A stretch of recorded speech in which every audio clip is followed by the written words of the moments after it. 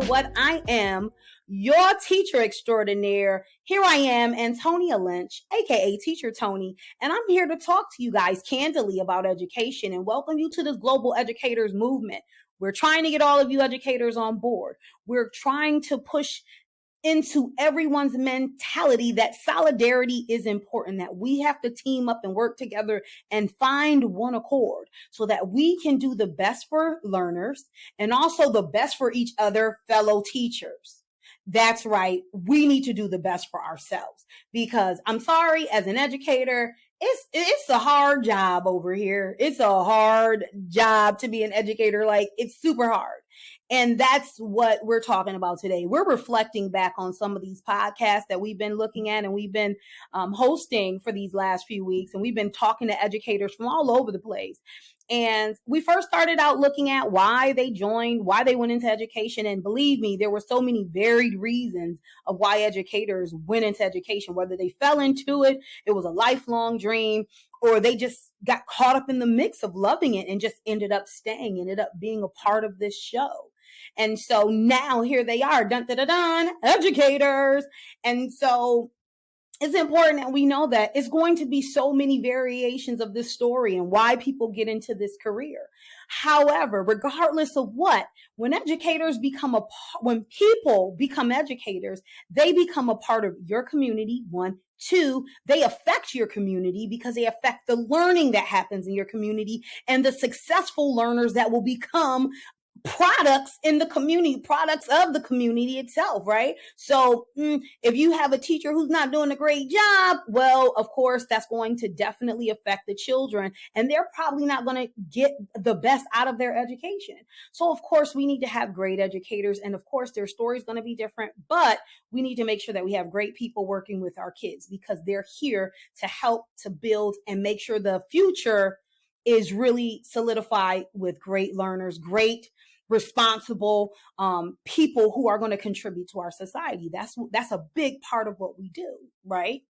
So anywho, not only did we go on and talk about why people wanted to teach, we also looked at some of our expectations because that's a major part of any job. The expectations you have as an employee and your expectations, some of them are already carved in stone for you. Like this is what the job is going to do for you.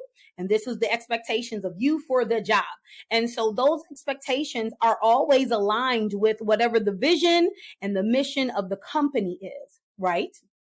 Now, when you have your expectations, when you go into a job, your expectations are aligned with your vision and your mission for your life. So if my mission is to pay my bills, make sure I pay off my student loan, be an awesome teacher, do whatever, my expectations have to align with that. And the minute that they don't, I'm finding myself in a position where I'm feeling like, well, I got to do something. I got to find a way to change something because my expectations are starting to affect my happiness. It's starting to affect the way I see the world, the way I relate to people, the way I deal with people, the way I build. And as an educator, that is where the problem is. Many educators, their expectations are not being met. They are not happy. They have so many situations going on across boards, across environments, across educational planes. We have so many diverse situations happening, but yet there's so many teachers that are just finding so much unhappiness because those expectations, boy, it's just problematic. And so you say, well, what are some of the expectations that aren't being made? Well, let's talk about a lot of teachers aren't getting paid well. How about that? How about you? And let me just break it down for those people who don't understand. If you go to college and you get a 4-year degree, and we're not going to talk about people whose parents can afford to pay for them, or people who can't or have not received any scholarships. So the traditional student who's just a student who's going to school, who has to take out some form of loan to pay for your classes so that you can get a degree. When you finish your undergraduate studies and you get a degree and you become a teacher, right? There are some places that start out at $35,000. That's the cost of your degree for the average school. If you went to a state school, it's about 8, maybe 16. So it depends, right? So it depends on where you went, depends on where, what your financial situation is. That's about the average of how much you're going to pay to go to college. Now, when you become a teacher, there's some things you need to know. Most states require you to get a master's or ask you to continue your education, especially if you want to become certified. As a certified teacher, you need to make sure that you maintain your certification, and there's usually a few ways that you can maintain it and renew it after every 4 years.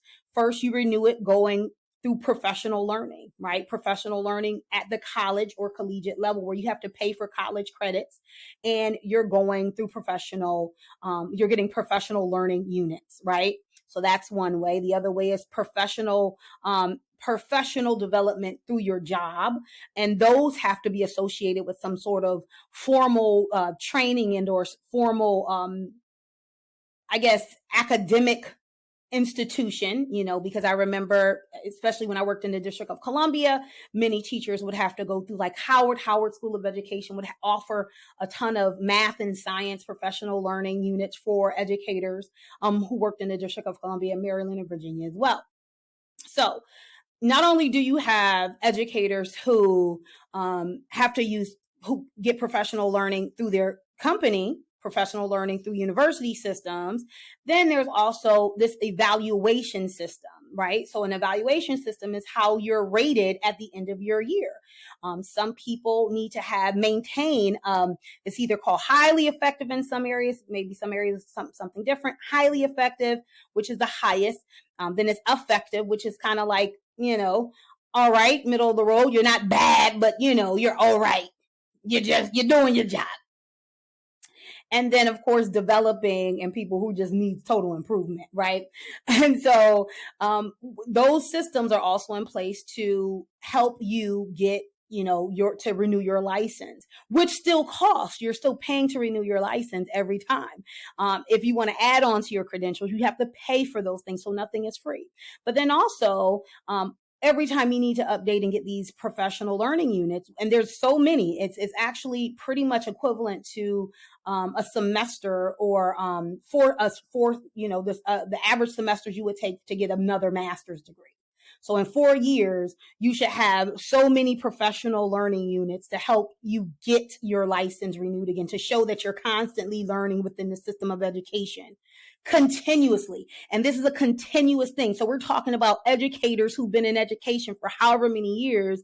This is a continuous thing. They're constantly investing in their career.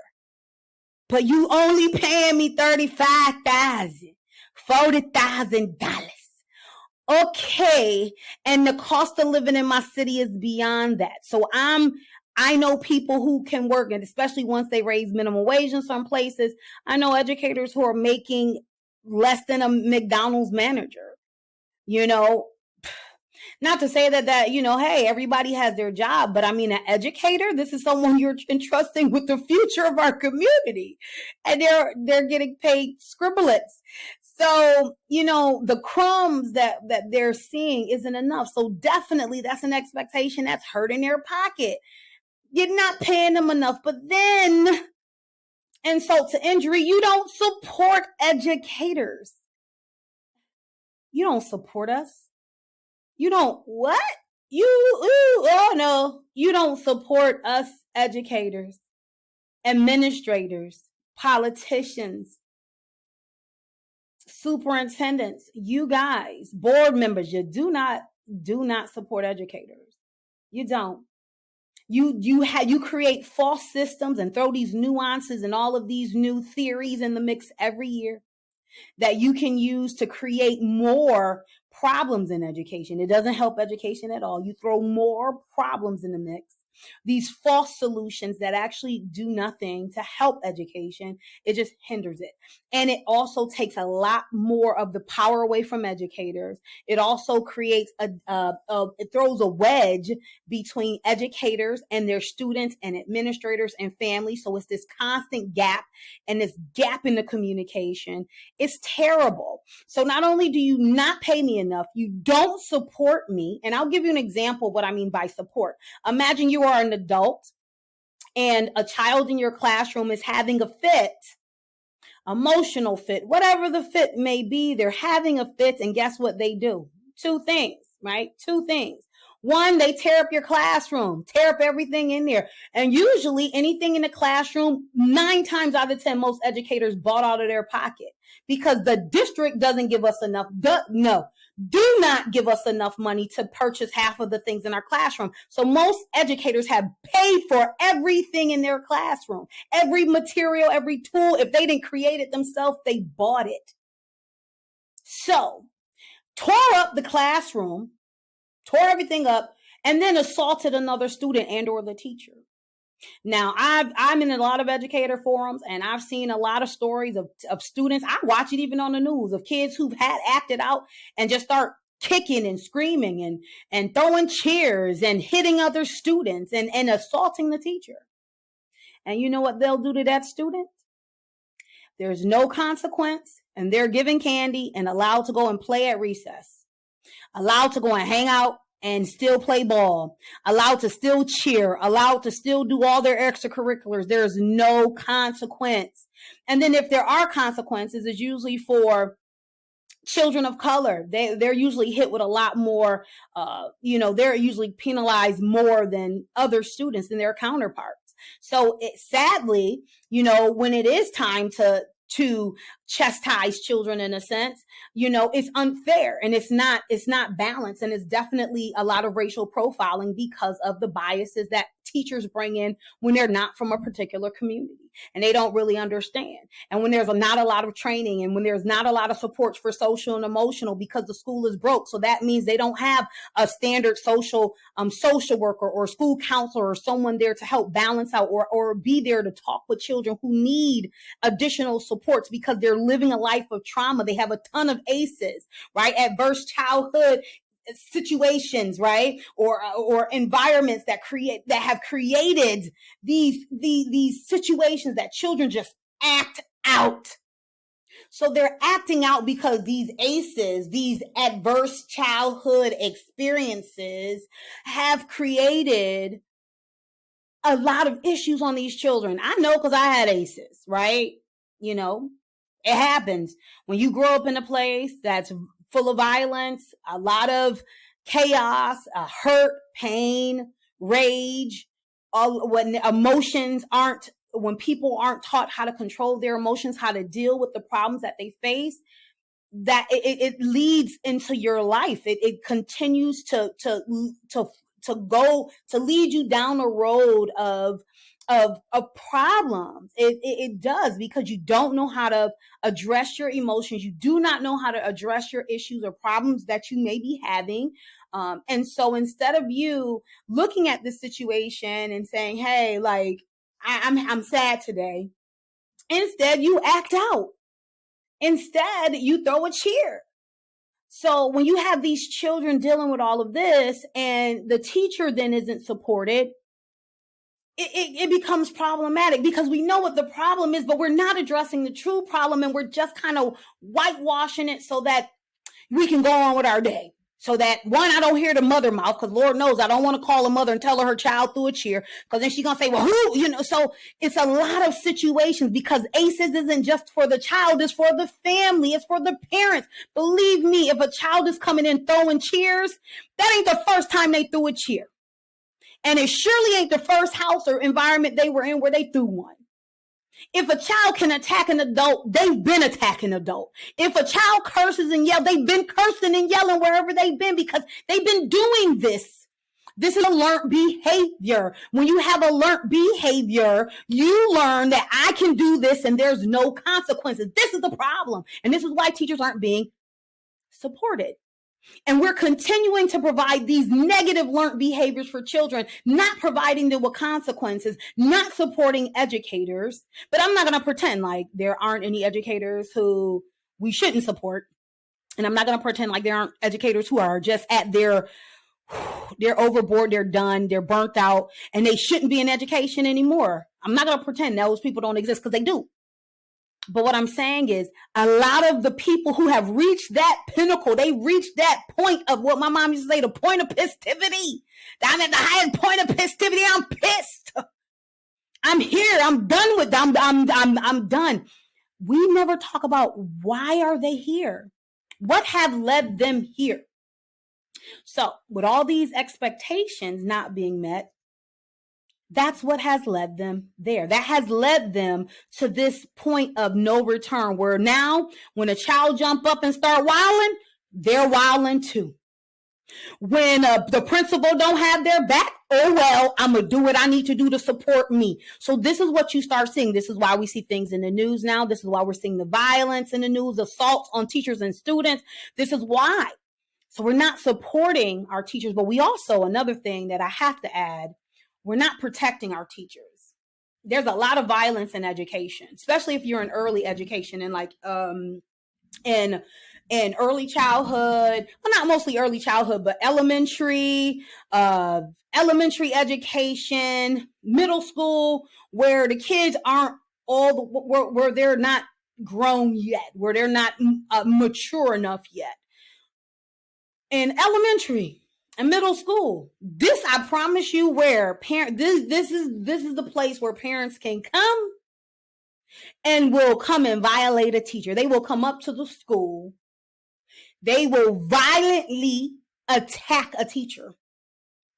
I've seen it. I've seen principals and security that allow parents to come in because they're for shits and giggles. Like, it's funny. No, it's not funny. It's not funny. It's not funny to do to any teacher. First of all, no matter whatever the situation is, usually if a parent, now I know there are some teachers, again, there are some teachers who at that point, they lose it. They fucking your kid up. It's going to be some teachers like that.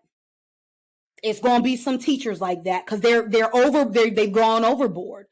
But you got to go back to why. Why? Because parents aren't holding their kids accountable.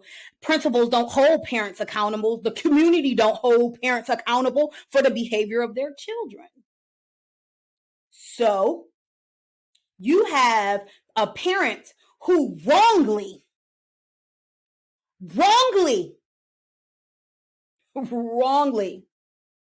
will accuse a teacher to do some things because I've heard a parent say, well, you're picking on my child because your child didn't do their homework. So you picking on them. Okay, so I'm picking on your child because your child didn't do their homework, so I'm picking on them. How about when anytime somebody says something, right, and you are guilty, and instead of you acknowledging that, you know what, yep, I didn't do my child didn't do their homework. They didn't, they didn't do their homework. It is what it is. Like, I'm sorry, they didn't do their homework. Can we get an extension? This isn't the mentality of communication. Can you give them a little bit more time? Is there a way I can work with them at home? Is there a way you can help me out? Any of that? No. They will wrongly accuse a teacher of all kinds of other stuff. You hate my kid. You doing my kid dirty. And we'll take all of that instead of saying my child isn't responsible enough. I'm not responsible as a parent to actually get up and help them do their homework and make sure they sitting and getting it done. Even if I don't know how to do it, which is really the root of the problem. I don't know how to do it myself. So since I don't know how to do it, I can't really help them. So, hey, I'ma just... No, instead of saying, you know what, I'm going to call your teacher. I don't know how to do this. I've been out of school. The honesty, the part where you take accountability, that, you know what, I don't get it. It's okay to ask questions. Don't be ashamed. That's the problem. Like, if you don't ask, you can't expect to get fed. You can't. It's so many old proverbs that was put in place to kind of help us to take away a lot of that ego and humble ourselves. But no, a parent will come up to the building, scream and yell at a teacher, you be mistreating my child, ready to fight. And an administration will allow them in the building, threatening the teacher, and even close enough in vicinity where that teacher can be violated. It has happened, I know, because I have definitely been subject to that myself. I've had a lot of parents who told me, well, not a lot. I can count them on my hands, as long as I've been in education. Especially when you work in neighborhoods. Some neighborhoods, this is a part of the neighborhood. It's a culture of the neighborhood. But we try to change that because the reality is the reason why people like us, people from the neighborhood, Why we work in education is because we understand what you're going through. We know how hard it is. We know what it's like to be broke. Most of us was broke too. We know how hard it is to be from a single family household, from an abusive place, from violence. A lot of us that work in education, especially in hood community, want to be there. They have a passion for the kids. They want to be there. And those are the people y'all dog out the most. I remember very, very, very, very, very vividly many parents who couldn't stand that I had high expectations for their children, who was mad because their child couldn't. Your child ain't getting rewarded for nothing, for not doing nothing. You didn't do nothing to get rewarded. No. You have to learn to work on you and be responsible for yourself. Teach your children responsibility earlier. It is important. Birth to 5 is such an essential time for children, but from 5 to 12 is even more, because that's the root of where you build their responsibility, their focus, their commitment of self, to not just be wooed off by everybody, caught up in. Man, if you don't teach those basic skills, and between 5 and 12, those kids, they will start to really follow other people. They'll start to make excuses. And if you don't hold your child to those standards, high expectations, then it's just going to crumble. And you can't blame a teacher and come wanting to fight a teacher just because, oh, my child couldn't go on a trip. Oh, my child didn't get a good grade. Well, what did you do to ensure that they got a good grade? Did you sit with them to make sure they were doing their homework? Were you reading with them? Were you ensuring that they were practicing the math facts that were sent home? Did you do that? No. So before you come up running up on a teacher for no reason, check your damn self.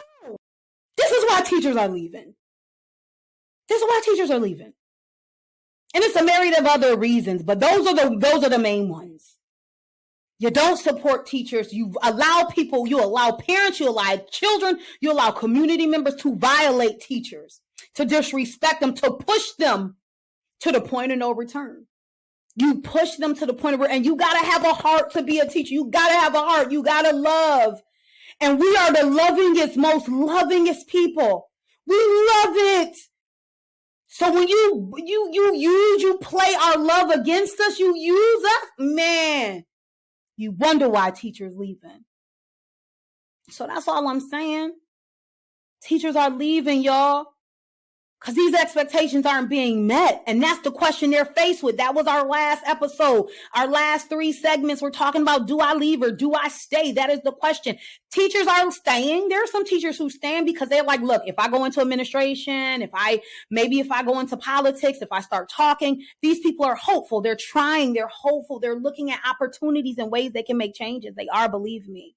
And then there's some that's like, well, maybe if I remix it, I don't want to be in the classroom full time, but if I do this, or if I hustle here, do a tutoring or some sort of, other service within education, maybe that'll still allow me to do what I'm passionate about, still allow me to teach because I love doing that. I just don't like the politics and principles that are being played upon, right? And then we have those who are like, man, I'm done. I'm done. I'm done. I'm done. I'm burnt out. I'm done. I'm hurt. I'm offended. There's no incentive for me to stay. There's no reason for me to do this. I am being pulled, pushed, drowned, kicked, punched, violated left and right. I'm not staying. I'm leaving. And you got a lot of great educators who are leaving. They're leaving us, y'all. They're leaving. They're gone.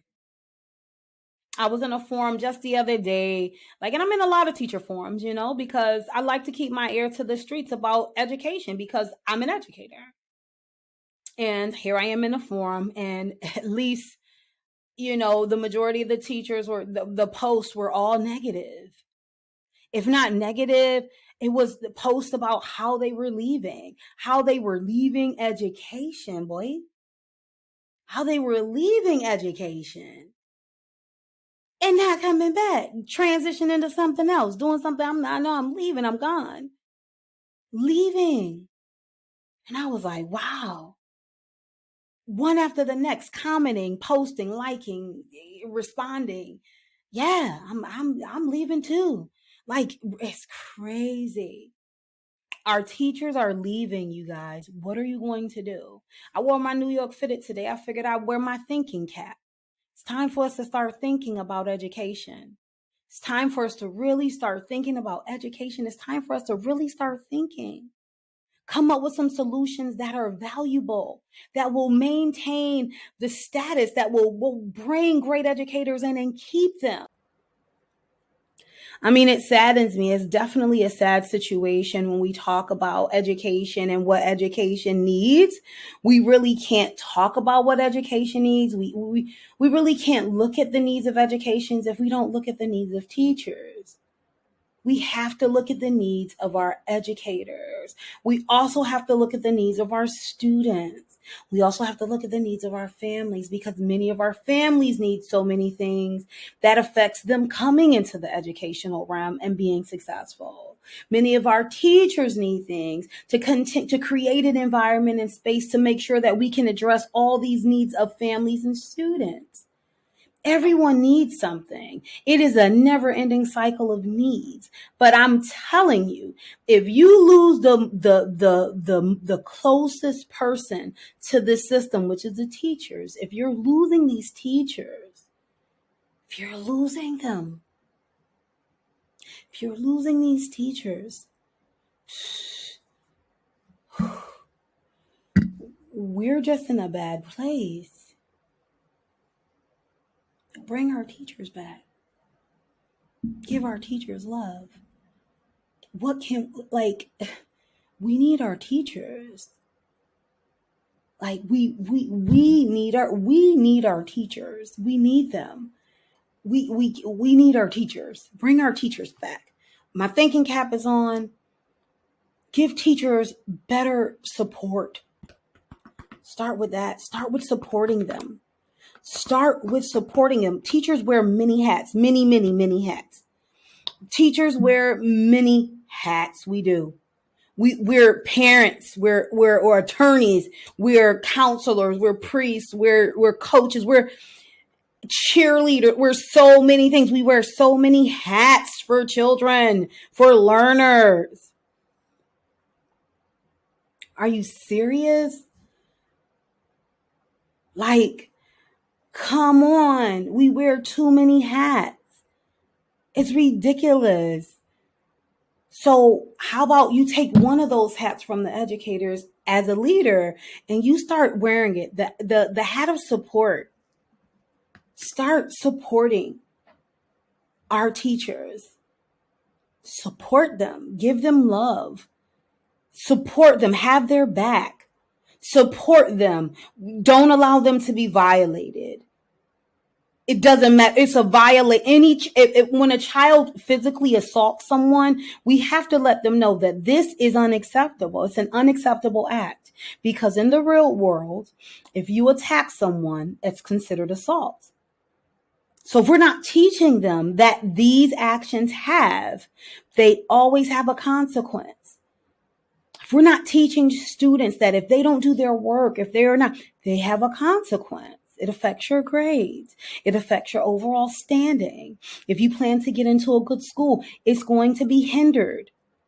If you're not reading and practicing reading and writing, it's going to hinder you, because it's going to affect you the longer you're in education. You're going to find that you're struggling to come up with basic analogies, read basic books, and actually take in the information and be able to digest it, analyze it, have comprehension of it. You're going to struggle. The consequences are real. Why aren't we working to fix these consequences and make them concrete for students? Across the board, we have to put in policies that are across the board concrete for students, regardless of the state, regardless of the district, regardless of the school. No matter if you're on the west side or the east side, it doesn't matter if you're in a poor school or a rich school, the consequences have to be the same. They can't be unfair with bias because you're a child of color, which we know many children for a long time, especially children of color, were disciplined 3 times more than their counterparts in school. So when we're doing things, it has to be fair across the board. We have to take our bias out of education, out of the classroom, so that we can fairly, justly provide service to students. If we're not doing that, if we're not doing it, it's just a waste. So come on. Our teachers are leaving. What are we going to do? Our teachers are leaving. What are we going to do? What are we going to do? Our teachers are leaving. What are you going to do? What are you going to do, parents? What are you going to do, leaders? How are we going to help this? How are we going to fix this? How are we going to change this? How are we going to make this better? I'm asking. So are teachers. I'm just saying. Think about it.